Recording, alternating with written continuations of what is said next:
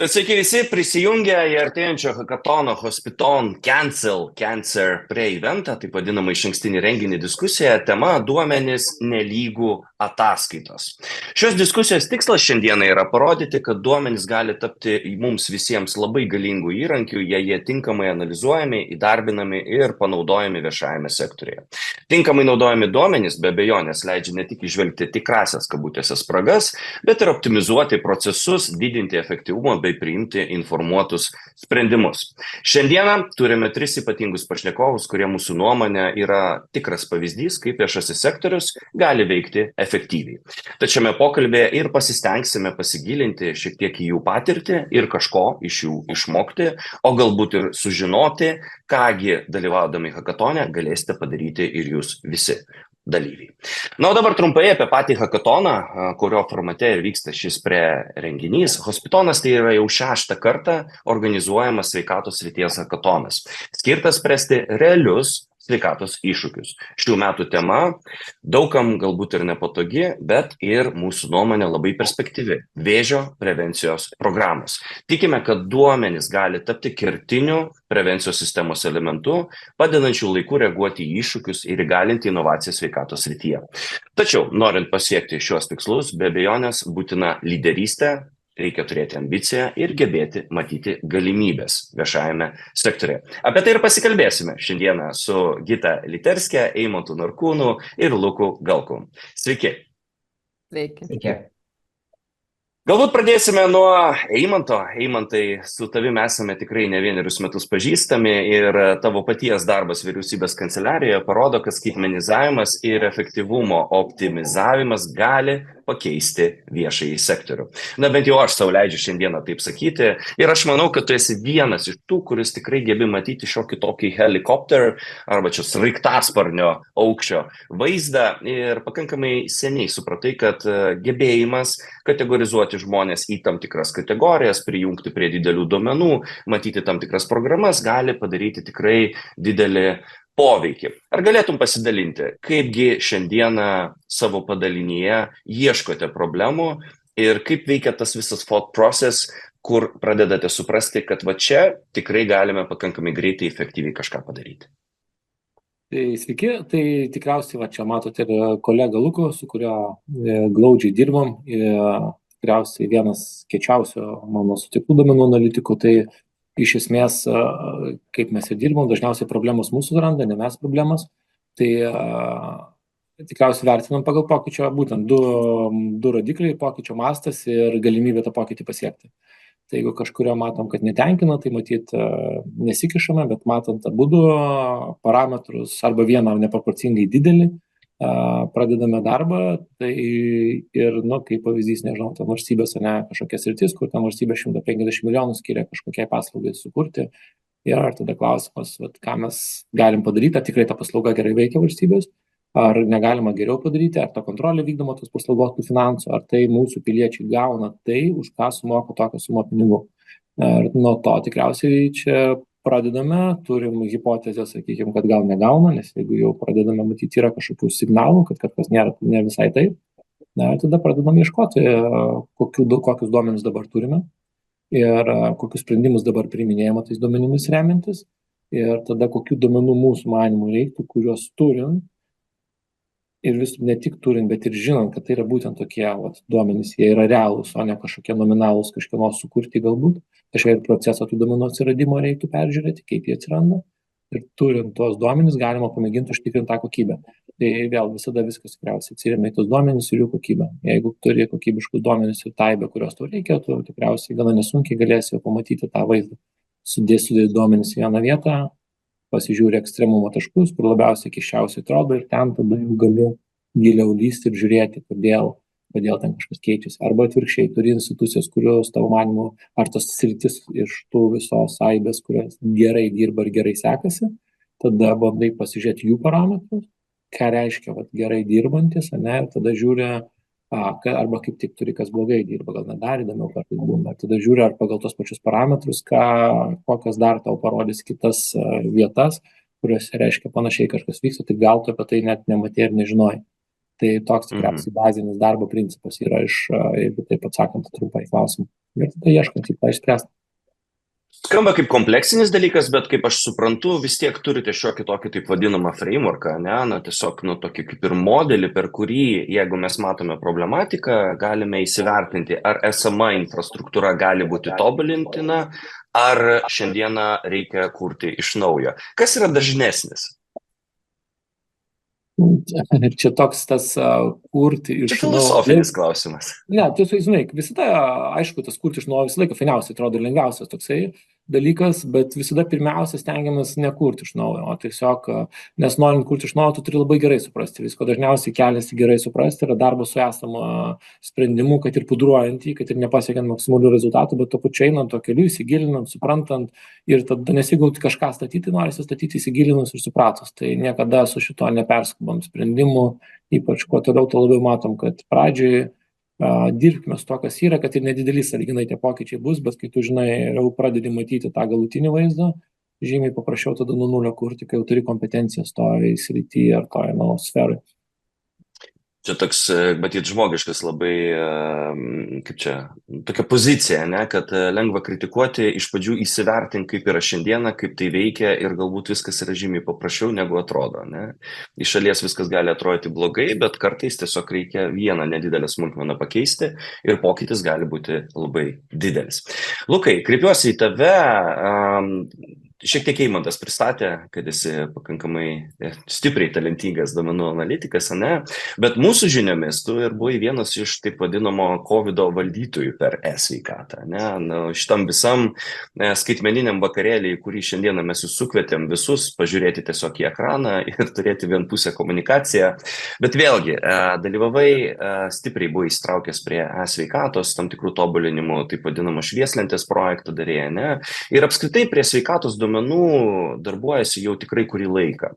Ar galėtum šiek tiek mums papasakoti, nežinau, gal įpūsti pozityvumo, kaip šiandieną valstybė geba identifikuoti spragas būtent sveikatos sektoriuje ir neabejonės vėliau turėsime erdvės pasikalbėti, o kągi galėtume padaryti per vėžio prevenciją. Bet pradėkime nuo pat pradžių. Kaip tau šiandien atrodo visą tai, ką mes šioje valstybėje esame pasidarę? Tai iš tiesų, jeigu kalbėtume apie duomenis ir konkrečiai apie sveikatos sektorių, tai manau, nors ir, kaip ir čia buvo paminėta, daug dalykų yra padaryta, bet vis dar yra daug dalykų, kur mes arba užmerkiam akis, arba tiesiog neturim, kaip čia visi mėgstam skųstis, neturim žmonių, kurie tos darbus padarytų. Tai iš to, kas padaryta, man atrodo, ir ką čia svarbiausia mums turbūt akcentuoti, tai yra tas sukurtas šios vadinamas duomenų ežeras, kuris faktas visam viešam sektoriui neša naudą, bet sveikata jį taip pat gana gerai išnaudoja. Tai net neminėsiu COVID atveju, čia viskas kaip visiems yra aišku, tie duomenys yra ir duomenų ežere, ir netgi atvirai, ir visiems prieinamai matomi ir panašiai. Bet jau matom tą naudą, kad tai, ką darė, pavyzdžiui, valstybės duomenų agentūra su tais visais turimais duomenim, dabar jau pačios institucijos, ne tik tai, kad būtent sveikatos sektorių, ne tai, kad tik tikisi, kad duomenų agentūra tos duomenis analizuos, tiks išvadas ir panašiai, bet ir patys jau prieina prie tų duomenų, jos analizuoja, vertina ir naudoja savo ar tai geresniems sprendimams, ar tai kažkokiam planavimo procesą. Tai, pavyzdžiui, paminėsiu kaip gerą pavyzdį valstybinę ligonių kasą, kuri ant valstybės duomenų ežero stato savo tokius, kaip vadinamus KPI'sus visoms gydymo įstaigoms Lietuvoje, turi pasidarę tikrai milžinišką rodiklių švieslentę pačioj sistemoje, dalį iš jų planuoja atverti ir išoriai, tai tikrai ta situacija, kuri leidžia mums stebėti sveikatos sektorių, jinai tikrai gerėja ir progresuoja, bet nepaisant to vis tiek dar turim mano vertinimu tokių sričių, kur galbūt mes truputį buksuojam ir kur tikrai galėtume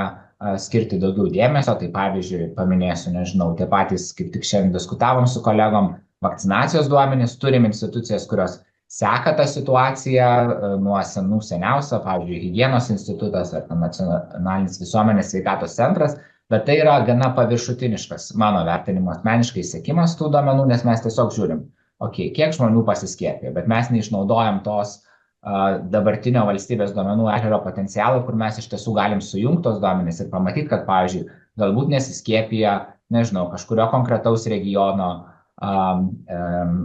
tėvų vaikai arba į tam tikras mokyklas einantys vaikai, galbūt tai susiję yra ir su kitais aspektais, pavyzdžiui, nežinau, tėvų pajamom, gaunamom išmokom ar taip toliau, tai anonimizavus tos duomenys tikrai mes galėtume gauti daug daugiau informacijos ir tada tiesiog tikslingiau galėtume suplanuoti savo veiklas ir panaudoti tos pačius mokesčių mokėtojų pinigus. Tai mums nereikėtų galbūt daryti kažkokių į visus orientuotus priemonės, bet jeigu žinotume, kur iš tiesų yra problema, galėtume sugalvoti kažką taiklesnio. Tai vakcinacija tik vienas iš pavyzdžių, bet yra ir kitų ir, pavyzdžiui, man atrodo, vėžio prevencinių programų, tai ką jūs čia planuoja daryti, taip pat yra tas rytis, kur iš esmės su duomenų analitika mes stumėmės jau į priekį, bet tikrai dar neišnaudojom viso to potencialo, kurį galėtume. Tai čia, man atrodo, svarbiausia, bent iš duomenų analitikos pusės ir, sakyčiau, taip pat iš sveikatos politikų ar toj srity dirbančių specialistų būtų svarbiausia identifikuotas pagrindinės sritis, kur mums tikrai reikia sukaupti dėmesį ir tiesiog dirbti, nes faktas, kad sveikatos sistemoje problemų yra labai daug. Ir kiekvieną dieną bus ir skundų, ir nusiskundimų, ir faktas, kad žmonės tikrai, kadangi moka mokesčius, tai tikisi geriausių paslaugų ir geriausio rezultato, bet negalim savo prisimti tų visų problemų, tai man atrodo, kartais svarbiausia tas pagrindinės sritis identifikuoti, kurios mes žinom, kad mums atneš naudą, tai yra prevencija, ar tai būtų vakcinacija, ar tai būtų vėžio programos, ar kiti dalykai, tam tikros paslaugos ir tada savo dėmesį sveikatos sistemai būtent skirti šioms sritim ir tada pasižiūrėti, ką duomenys mums čia sako ir ką rodo. Lukai, grinai iš tokių kaip čia patriotinių paskatų norėčiau paklausti, o kaip mes atrodome europiniam formate, ar tikrai mes jau čia kažkur atsiliekam? Vis tiek tenka matyti vakarų pavyzdžius, tikrai matai, kaip ten yra sprendžiami dalykai. Čia galbūt, aš nežinau, gal galėtume įpūsti mums pozityvo, kad ne viskas čia taip ir blogai. Tai faktas, tikrai yra sričių, kur galim džiaugtis ir didžiuotis, bet yra tų dalykų, kur turim pasitemti, turbūt kaip ir visur. Čia, jeigu žiūrėsim iš tos duomenų pusės, tai man atrodo tikrai vienareikšmiškai galiu pasakyti, tiek kiek važinėjom, tenka išvykti į užsienį, pabendrauti su kolegom. Neseniai buvom ir nuvykę į EBPO, kur irgi pristatėm tai, ką darom su duomenim bendrai visam viešajam sektoriui. Tai tikrai matom, kad Lietuva yra vienareikšmiškai lyderė šitoj srity ir net pristatoma kaip pavyzdys kitoms šalims, kaip iš tiesų galima panaudoti duomenis ir kaip šitas mūsų toks vadinamas use case'as galėtų būti pritaikytas ir kitur. Bet jeigu kalbėsim konkrečiai apie sveikatą, tai turim tų problemų.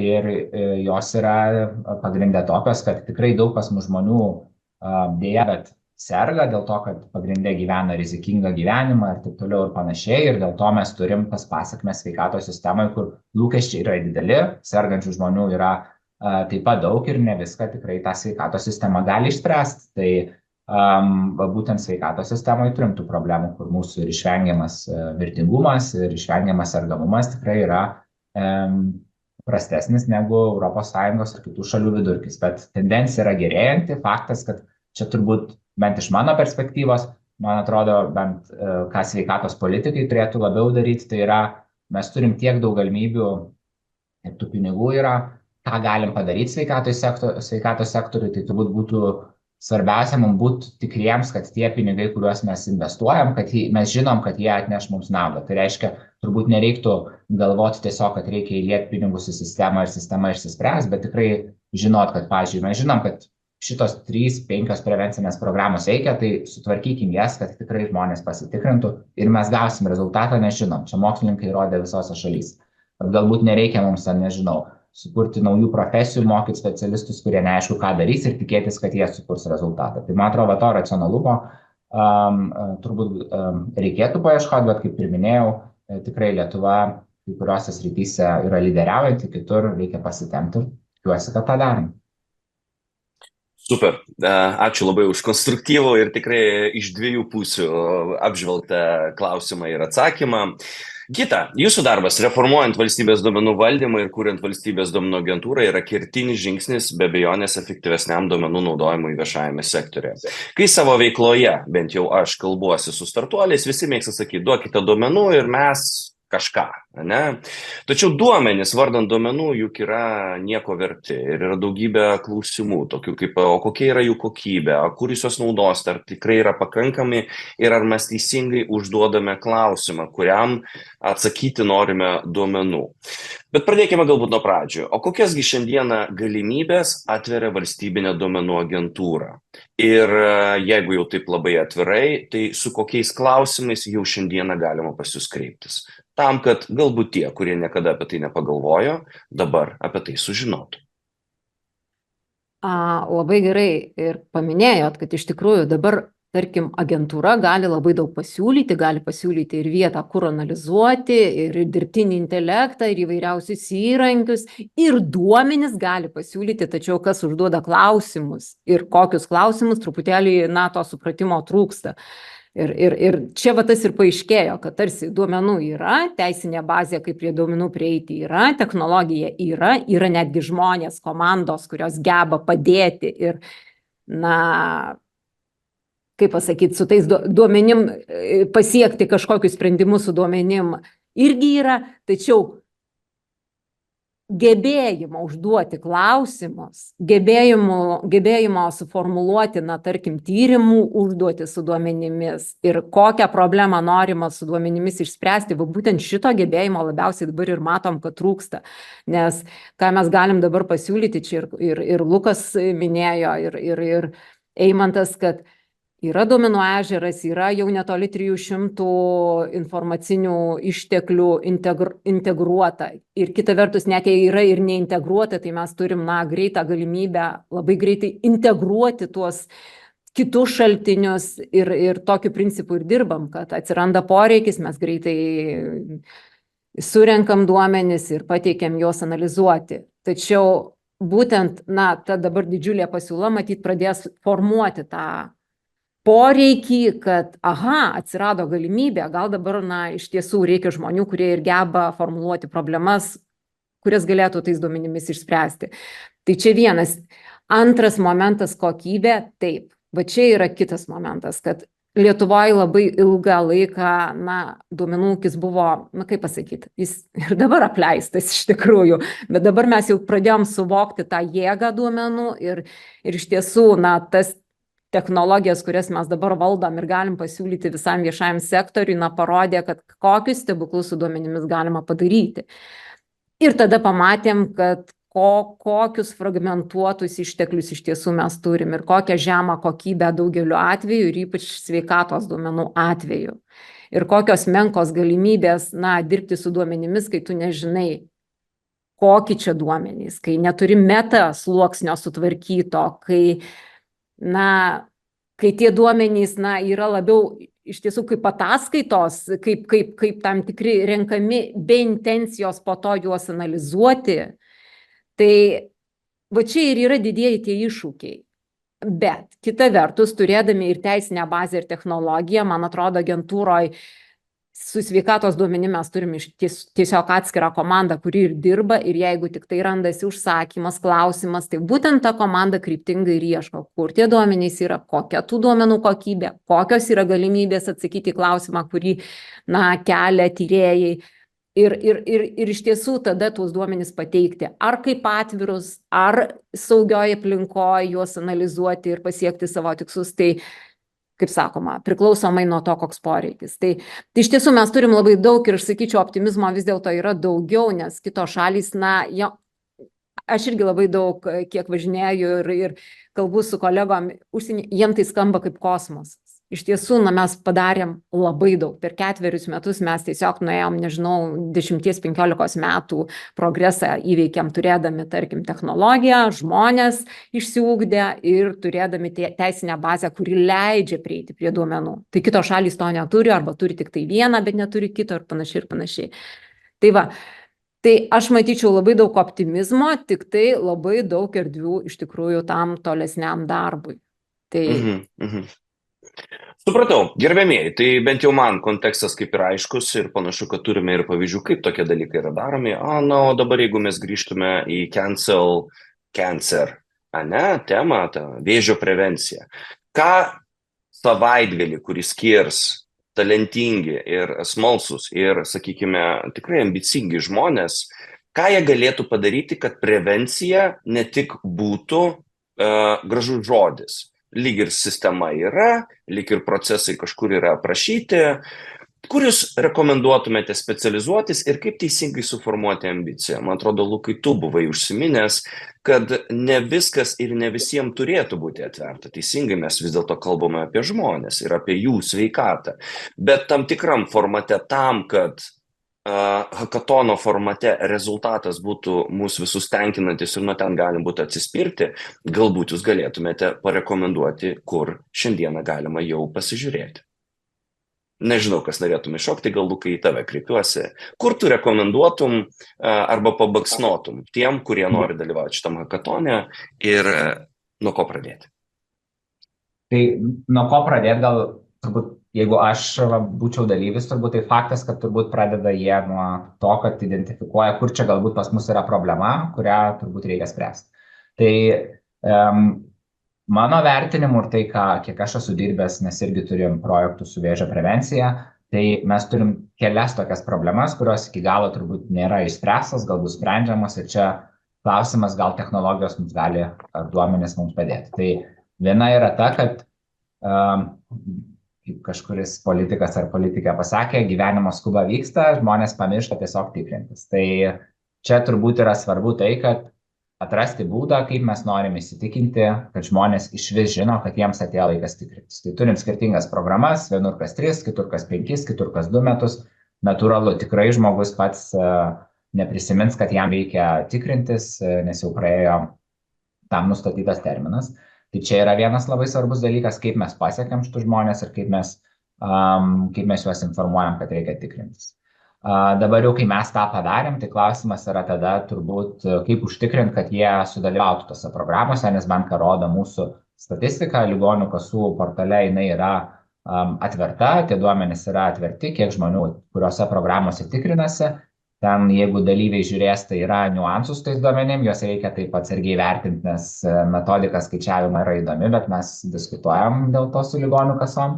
Tai jeigu žiūrėsim pagal skirtingas programas, eliminuosim COVID laikotarpį, kada tiesiog žmonės neėjo į gydymo įstaigą dėl tokių procedūrų, kurias galima atidėti, tai maždaug priklausomai nuo programos tarp 45–60% žmonių pasitikrina. Tai yra labai mažas rodiklis, nes efektyvumas didžiausias programos, kai mes turim 90+ žmonių iš visos populiacijos, kad jie reguliariai dalyvautų tyrimuose, tada galim užtikrinti, kad jeigu žmogus reguliariai tikrinasi ir jų yra tiek daug, kad mes pagausim laiku tuos, kuriems yra kažkokios ikivėžinės būklės ar kitos situacijos. Tai čia šitas yra niuansas ir po to trečias yra aspektas problema, kur irgi gal čia su duomenim truputį sunkiau tą pamatyti, jau čia reiktų turbūt nerti giliau į duomenų ežerą, bet yra tikrai žinom, kad mūsų sveikatos sistema yra tokia sudėtinga ir tiem žmonėms, kuriems po pirmo tyrimo yra nustatoma kažkokie pakitimai ar būklė, kuri tarsi indikuoja, kad jam reikia asmeniui išsamesnio ištyrimo, nes pirmi tyrimai niekad nepasako, čia vėžys, jie tiesiog nukreipia, kad šitiems žmonėms viskas gerai, o šitiems reiktų išsamesnio ištyrimo. Tai kaip mums užtikrinti, kad tas žmogus sveikatos sistemoje nepasiklys? Kaip užtikrinti, kad jisai nenuleis rankų, nes eilė yra ilga arba nežinos, kur toliau eiti? Tai va šita problema irgi svarbi ir čia svarbus ne tik, kad žmogus nueitų tuo keliu, bet čia labai svarbus ir laikas, nes faktas, jeigu kažkokia rizika atsiranda, mes norim kuo greičiau tą žmogų nuraminti ir patys žinot, kad arba jam reikia gydymo, gal ten viskas gerai ir galim atsisveikinti iki kitos patikros po poros metų.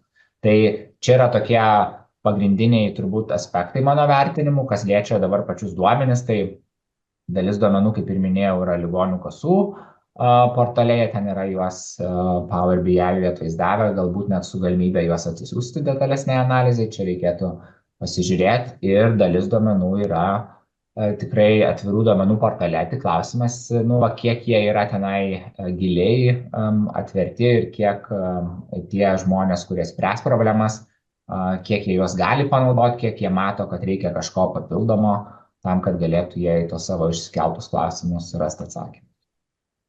Super, Lukai, abiem visom idėjom, kurias tu čia arba kryptim pasakėjai, tikrai norėčiau pats formuoti komandą ir kuo greičiau šokti šitų sprendimų tvarkymą ir be abejonės labai teisingai pastebėjai, kad matyt didžioji mūsų visos šalies problema yra, kad mes per vėlai sužinome apie tos dalykus, kurie tikrai galėtų būti išspręsti.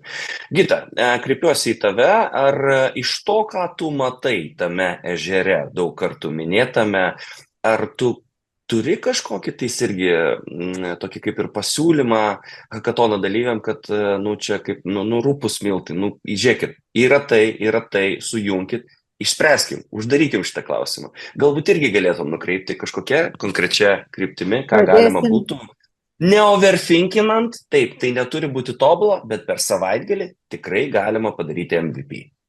Pradėsim nuo to, kad aš ežere praktiškai nematau nieko, nes aš esu vadovaujantis asmuo, o ne analitikas. Neteko niekada praskleisti, pasižiūrėti, kas ten? Iš tikrųjų, iki duomenų aš negaliu nueiti, nes neturiu teisės, ežeras tuo ir yra, kaip pasakyti, tuo ir mes galim džiaugtis ir girtis, kad jis duomenys prieinami tik tai tam ir tiek, kiek gali matyti. Tai aš nesu analitikė, tai aš teisių turiu labai mažai.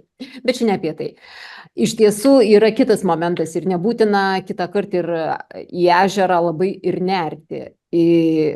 Labai daug duomenų yra atveriama ir jau yra atverta. Ir iš tiesų, tarkim, mūsų duomenų ežero užpildymo komanda būtent dirba su inventorinimu tų paskirų poliklinikų, ligoninių ir valstybinių, aišku, institucijų ir tuos duomenys atveriam asmeninę, detaliausių lygmenių, kaip pasakyti, neabstrahuodami pernelyg aukštam lygmenį.